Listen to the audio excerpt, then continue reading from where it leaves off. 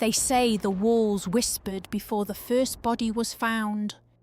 Deep in the marshlands of eastern Belarus, past the rotted bridges and into the bramble-choked forest, there stands a manor no map dares name.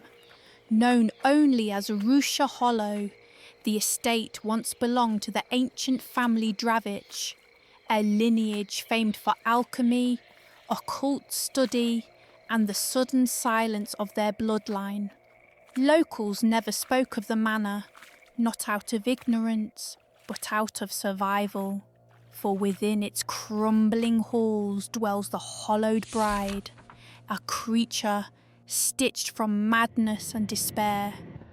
The legend begins in 1782 when Lady Anichka Dravich was set to marry a baron from the west.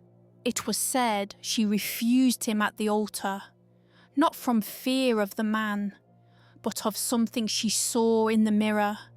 She screamed of a face within her face, a second soul clawing to the surface. That night, the manor burned, yet no body was ever recovered. Only a bridal veil, soaked in blood, pressed flat against an untouched mirror. Years passed. Then came the disappearances, hunters, scavengers, even soldiers who dared explore the ruins. All gone, but always the same sign. 2 perfect footprints in ash, and a trail of wet fabric leading into the manor's cellar. The hollowed bride is not merely a ghost.